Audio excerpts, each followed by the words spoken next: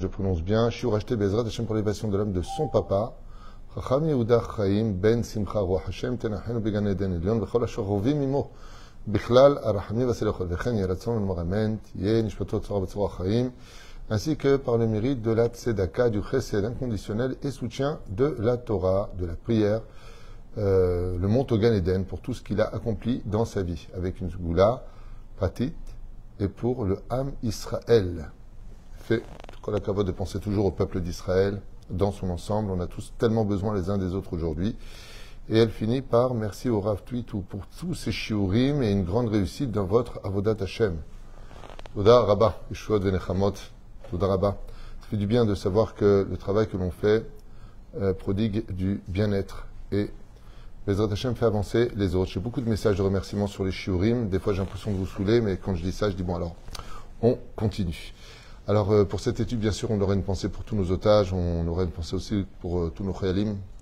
Kolam Israël, chayavim bezrat Hashem, beishua venechama.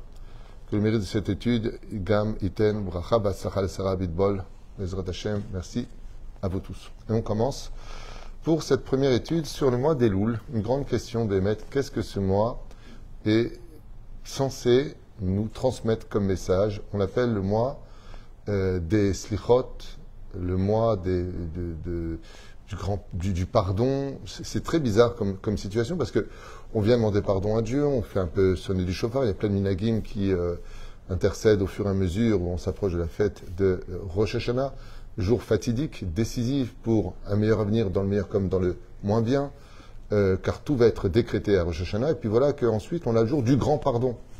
Alors c'est un petit peu ambigu tout ça parce que qu'est-ce qu'on attend nous?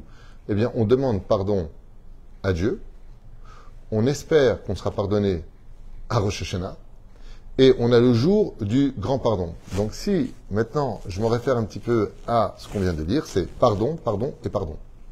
Les slichot demandent pardon, à Rosh Hashanah on espère le pardon de Dieu pour une bonne année, et puis on arrive à Yom Kippour qui est le jour du grand pardon. Donc ça fait quand même 3 pardons, et c'est quand même très intéressant de comprendre pourquoi, Béhémet, comme vont l'expliquer nos Chachamim, nous sommes dans un mois très très particulier, à un tel point que, au sage de nous dire que très très peu de juifs, au fur et à mesure de l'histoire, ont été capables de comprendre la valeur de Elul, Rosh Hashanah et Kippour. Très peu de juifs. Seuls les tzadikim, qui ont une âme extrêmement élevée, étaient capables de comprendre qu'est-ce qu'était le mois de Elul. Comme vous l'avez bien compris, Rabbi Yehuda Tzadka, par exemple, quand on lui annonçait que c'était le mois d'Elul, il était tellement plongé dans son étude, il devenait blanc, comme du plâtre, makara. Lui, il savait exactement ce qu'était le mois d'Elul, puisque le mois d'Elul, c'est le mois où Akadosh Baruch Hu descend lui-même, non pas des anges, lui-même, Anil et Dodi Bedodili, pour justement rencontrer son peuple. Alors c'est très bizarre parce que l'intonation qui est donnée du ciel, c'est « Je viens voir mon bien-aimé », ok? Et donc, comme il vient voir son bien-aimé, il est ouvert à une chose à laquelle on ne s'attendrait pas, mais le pardon absolu. C'est-à-dire que Akadosh Baruch Hu tient, avant même qu'on arrive à Rosh Hashanah, le jour du jugement, à nous donner l'opportunité vraiment de lui demander pardon. Et ça, c'est quelque chose qui est très compliqué. Pourquoi? Parce que pour demander pardon, il faut d'abord comprendre, tenir à l'autre. Si tu ne tiens pas à quelqu'un, tu n'en as rien à faire de ce qu'il pense de toi dans l'absolu. Mais le Créateur du monde, il nous dit, je vous aime tellement que je descends jusqu'à vous pendant 30 jours avant Rosh Hashanah, et encore 10 jours sur lesquels je me tiens près de vous, qu'on appelle les 10 jours terribles, Asara Yeme Teshuva, les 10 jours de Teshuva absolu. Et puis voilà que Dieu vient avec un amour infini. De là, on comprend que pour pardonner l'autre, il faut être capable d'aimer profondément l'autre. Et Dieu nous dit, moi, je vous aime d'un amour inconditionnel. Et c'est ce que je vous invite à essayer de voir et de comprendre. Qu'est-ce que le mois d'Elul nous transmet à travers cet amour inconditionnel que Dieu a pour le peuple d'Israël, au point de nous pardonner absolument tout le mal qu'on a fait. Alors imaginez un petit peu que la trahison soit tellement profonde que Dieu nous demande d'être shomer Shabbat. Et on ne l'est pas. Pourquoi il nous pardonnerait? Dieu nous demande de manger kasher. Et on ne mange pas vraiment kasher. Pourquoi Dieu nous pardonnerait? Tu grilles un feu rouge, la police ne va pas te pardonner parce qu'elle t'aime. Elle va te dire, écoute, ce que tu es en train de faire, c'est pas bien, bon, je vais essayer de t'arranger, mais il ne va pas tout te pardonner. Et on voit ici que toute la trahison qu'on va malheureusement cautionner d'une certaine façon par un comportement illicite vis-à-vis de notre façon de penser, nos états d'humeur, notre façon d'analyser la Torah, un jour oui, un jour non. Le Créateur du monde dit, écoutez, moi je vous propose quelque chose, on fait compteur à zéro, on repart sur tout, et sur quel principe fondamental? L'amour que je vous porte. Anil et Dodi Vedolili. Encore une fois, c'est impensable. Ceci étant, il faut savoir que le Créateur du monde vient avec une fleur. Cette fleur, c'est pas n'importe laquelle, c'est une rose. Shoshana ou Vered en hébreu, si vous préférez. Et cette rose, elle est très particulière. Et c'est ce que je vous invite de voir et de comprendre. Ribono Shel Olam, le maître du monde, descend du monde en haut avec une rose ouverte. Une rose ouverte. Qu'est-ce que ça veut dire une rose ouverte? C'est-à-dire que les pétales sont ouverts. Combien de pétales y a-t-il sur cette rose? 13 pétales. On appelle les 13 attributs divins. Maintenant que j'ai fait cette préface, rentrons dans l'étude sur le texte. Kifi she'amarnu beshavuot akodmim. Comme on l'a déjà expliqué dans les semaines précédentes. Ismach Israël. Dès que vient le mois de Elul, combien le peuple d'Israël se devrait être particulièrement heureux. Kedei latzet zakaim beyom hadin berosh Hashanah. Afin de sortir innocent et avec de bons décrets pour les mariages, pour la santé, pour la parnassa, pour la aliyah, tout ce que vous désirez. Pourquoi? Mais pour cela, il y a quand même une condition, c'est de ressembler à Dieu. C'est-à-dire de se comporter tout comme Dieu se comporte comme nous, de nous comporter vis-à-vis de lui. Car le Créateur du monde, pendant cette période spécifique, se comportera avec les 13 attributs divins. Car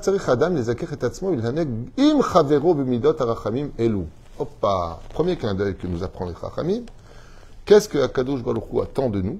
Ben, qu'on se comporte tout comme lui se comporte comme nous, tout comme nous, on espère que lui, allez Hachem, pardonne-nous, ou lefanecha, pardon.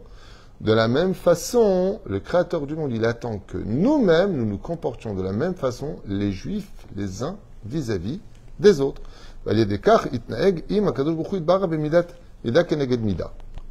Premier grand chidouche que tout le monde savait déjà, mais c'est tellement bien expliqué ici qu'on ne peut pas l'ignorer. C'est-à-dire que Dieu vient avec une rose patoire qui s'appelle, une rose ouverte qui s'appelle les 13 attributs de miséricorde, et il attend que nous, on fasse exactement la même chose vis-à-vis des uns et des autres. C'est-à-dire que le plus beau cadeau que l'on pourrait offrir au Créateur du monde, c'est de tout faire pour faire la paix dans les familles, dans le peuple d'Israël, nous explique les Chachamim, au niveau familial. Pourquoi? Parce qu'on a de l'amour, on se doit de s'aimer les uns les autres. Ve'afta l'ereacha kamocha. C'est le klal de la Torah. Donc il dit ici, si tu veux être pardonné à Rosh Hashanah, est-ce que toi tu as pardonné de ton côté? Voilà ce qu'on vient de lire à l'instant sur la prévention du mois de Elul. On se lève le matin, on va tôt, on va faire ceci, on va faire cela, on se prépare pour demander pardon.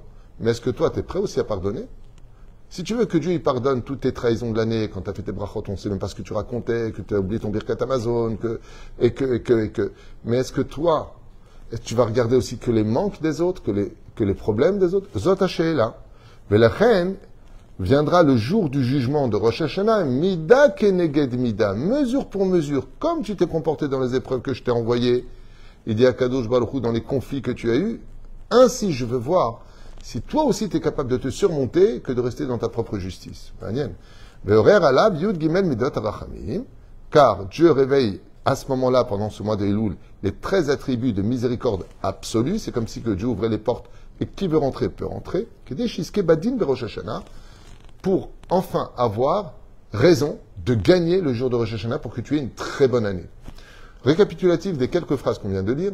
Tu veux être jugé favorablement à Rosh Hashanah, pardonne de ton côté, je pardonne du mien, on fait Razmot, on redémarre à zéro, nouvelle amitié, nouvelle. Voilà exactement ce que on vient de comprendre.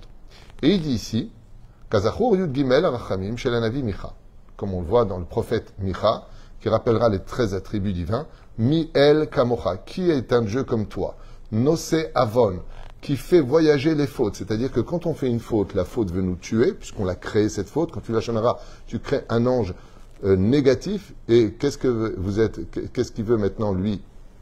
Ben, il veut nous tuer. Et donc cet ange-là nous disent, les Chachamim, Nose Avon, Dieu éloigne de nous d'une certaine façon la faute, il va la nourrir. C'est comme quelqu'un qui a fait malheureusement grandir un monstre et ce monstre veut l'atteindre. Eh bien, le Créateur du monde nourrit ce monstre pour pas qu'il nous touche. Ve'over al pesha, et il surmonte le pécha, c'est-à-dire les fautes faites intentionnellement. C'est-à-dire ici, on s'adresse même à des gens qui nous ont voulu du mal intentionnellement, puisqu'il y a marqué le mot pécha. Lish erit nahalato, L'Ishérit Nachalato, ça veut dire le reste de ceux qui sont les rescapés du peuple d'Israël, les derniers survivants du peuple d'Israël. Lo yehizik la'adapo, car l'Éternel ne tiendra pas sa colère définitivement, qui chafet chesed ou, car il aime la bonté. Le Créateur du monde aime ce qui est bon. Yashuv Yerachamenu, il reviendra et aura pitié. Irbosh avonotenu, il surmontera nos fautes. Vetashlich b'msulotiam kol chatotam, et jettera à l'océan toutes les fautes que nous avons commises. Titen emet le Yaakov, viendra la vérité sur Yaakov. Chesed l'Abraham, la bonté sur Abraham. Asher nishbati lavotenu, comme je l'ai promis à vos pères. Meimei kedem, comme les jours d'avant. Et qu'est-ce que c'est ce mot Mimei Kedem? De quoi est-ce qu'on parle quand on dit Mimei Kedem, des jours d'avant?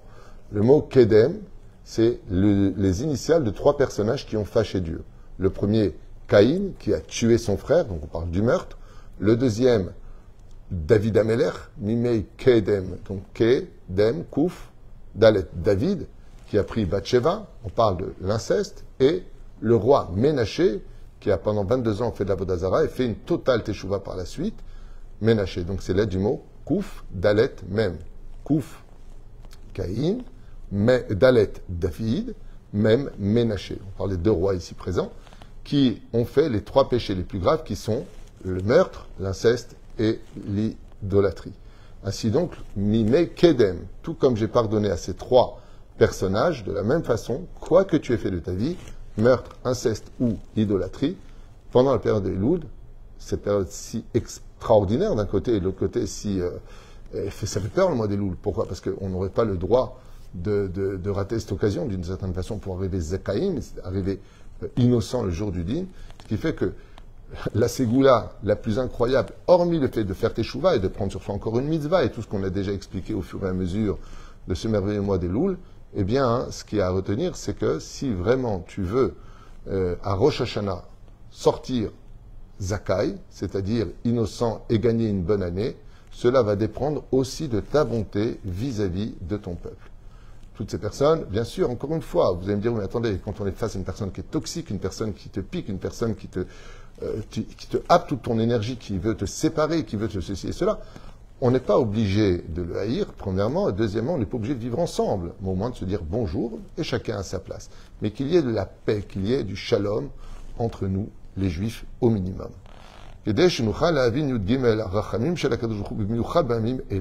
Pour comprendre plus clairement ce que nous expliquent maintenant les Chachamim sur les 13 attributs de Dieu pendant cette période si exceptionnelle de l'année juive, il nous dit ici, Navi Biro Shel Ramak. Alors le Ramak, c'est Rabbi Moshe Cordovero, le maître du Harizal, qui nous dit ici dans son livre Tomer Dvora, un merveilleux livre d'ailleurs que nous avons fait en série sur Torah Traim. Je vous invite à aller voir pour ceux qui sont intéressés à suivre les enseignements du Ramak.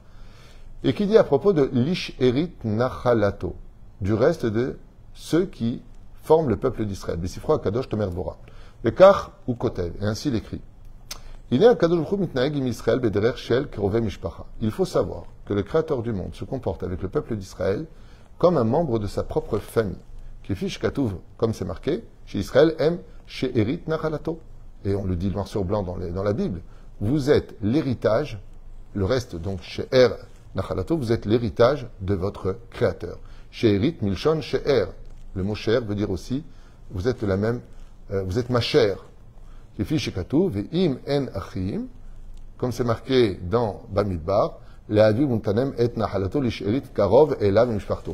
comme le dit les versets de la Torah, il fait ici une Zerachava, l'Ishero, s'il n'y a pas d'héritier, tu donneras au plus proche de la famille. On voit que le mot l'Ishero, ça veut dire Karov Mishpacha, le plus proche de ta famille. Ainsi donc, la relation que Dieu a avec nous, c'est une relation parentale. Il y a un juif, il y a 2000 ans en erreur, qu'il avait compris, qu'il a traduit pour lui-même, alors qu'il parlait de tous les juifs, nous sommes tous les fils de Dieu. C'est ce que nous apprend ici le texte dans le livre de Bamidbar dans la Bible, que chaque enfant d'Israël est considéré comme le fils de Dieu. Ce qui fait qu'on appelle dans la prière Dieu, Papa, Abba, Avinu, Malkenu, Avinu Sheba Shamaim, notre Père qui est dans le ciel. Chaque juif est considéré comme étant le fils d'Akadosh Baruch Hu, et non pas un personnage qui a pris ça que pour lui. Achoti Rayati, comme c'est marqué, tu es ma sœur et tu es mon amant. Ça, c'est dans Shir HaShirim, le Cantique des Cantiques. Akadosh Baruch Hu, Ani ma'anish et Israël, are keev gamalai. Ce qui fait que le Créateur du monde, il dit maintenant, comme d'un côté, eh bien, je vous considère comme ma famille. Comprenez bien que quand on a un membre de la famille qui meurt, ou un membre de la famille qui est malade, ou qui est ruiné, nous sommes tous touchés d'une certaine façon par son malheur. Maintenant que vous avez compris ça, eh bien, les Chachamim nous disent, Omer, Im ani ma'anish et Israël, are akev gamalai. Ce qui fait que quand vous me forcez à vous punir, vous les enfants d'Israël, sachez que je m'auto-punis parce que je vous aime et vous êtes un membre de ma famille. Et c'est pour cela que nous disons dans Ishayahu, aussi tous les matins de la prière, dans tous les malheurs que vous subissez, sachez que moi, Hachem, l'Éternel votre Dieu, je subis ce même malheur. Car quand un juif sourit, je souris. Et quand un juif est triste, je suis triste. C'est Taratam chez l'Israël, Magia Adela Bidbarach, car la douleur du peuple d'Israël, alors nous apprennent les Chachamim, monte jusqu'à Dieu lui-même. Et l'Éternel ne supporte pas de voir ses enfants souffrir, ou kelonam, slicha, chez l'Israël, ou pire encore, quand il voit ses enfants mourir. Les filles Shem, Kamo, She'erit, Nachalato, quand nous sommes une partie intégrante de la famille divine. Comme ça, en tout cas, le Ramak l'explique Rabbi Moshe Cordovero dans son livre Tomer Dvorah, il y a plus de 600 ans. Kedesh Hashem itbarach yorer alenu et midat she'erit nachalato, tzrichim anu gam ken l'Israël am Israël ba'ota mida. Et c'est pour cela que le but d'Israël, c'est de comprendre que nous sommes peut-être le plus petit des peuples, mais la plus grande famille du monde. Et si chaque juif fait partie de ta famille, comment peux-tu rester dans l'ignorance de son existence au lieu de faire le shalom, vechol Israël, arevim zelazé? Surtout que si un juif faute, eh bien, tout le monde paiera pour sa faute. Et si un juif fait une teshuva, tout le monde profitera de sa teshuva. Surtout que le Créateur du monde a créé le peuple d'Israël de telle façon à ce que ce qui te complète se trouvera toujours chez un autre juif. Donc tu ne peux pas vivre en autarcie, tu ne peux pas vivre en disant « moi je n'ai rien à faire des autres », impossible, sinon tu ne gagneras pas ton procès à Rosh Hashanah et n'as rien compris à la valeur du peuple d'Israël. Ou shechote ha'echad, ou pogem be'atzmo bechavero. Et donc il nous rapporte ici le Ramak, que chaque fois qu'un juif fait une mauvaise action, qu'il sache que c'est l'ensemble du peuple d'Israël qui paieront pour cette action.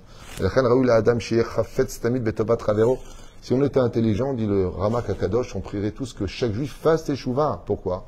Parce que toi tu fais teshuva, t'es bien, tu fais ton Rosh Hashanah, t'es bien, mais l'autre, tu l'as laissé dans l'ignorance, tu l'as laissé dans l'assimilation. Alors comme tu l'as laissé, toi aussi tu vas payer pour lui, puisqu'on est tous sur la même barque. Moi, car en réalité, on devrait vivre la situation des autres comme si c'était dans notre propre demeure. D'où l'importance, Bezrat Hashem, de veiller au bien-être de chaque juif et non pas à nous-mêmes. Et c'est pour cela que Rabbi Akiva nous a ordonné la mitzvah la plus dure et certainement la plus belle qui englobe toutes les mitzvahs de la Torah. Tu aimeras ton prochain comme toi-même. C'est-à-dire que Léov et traverez-nous. Afilou l'elosiba, même si tu n'as pas de raison de l'aimer. Même si ce juif-là, il t'a ignoré, il t'a pas considéré, il te rend pas l'appareil. Pire encore, il te rend le mal pour le bien. Toi, tu ne dois pas ignorer la mitzvah de Ve'afta l'ereacha kamocha. Ça s'appelle l'amour gratuit. Et sachez une chose, c'est exactement ce que nous disent les Chachamim sur la reconstruction du Beth Amikdash. Elle ne reviendra que le jour où on sera capable d'aimer l'autre gratuitement. Ça veut dire quoi gratuitement? Que j'ai aucune raison valable de l'aimer. Au contraire, j'ai même des raisons de ne pas l'aimer, mais je vais quand même l'aimer. Lama. Parce que Dieu il te dit, mais d'accord, toi tu as un conflit avec lui, mais moi je t'ordonne de l'aimer.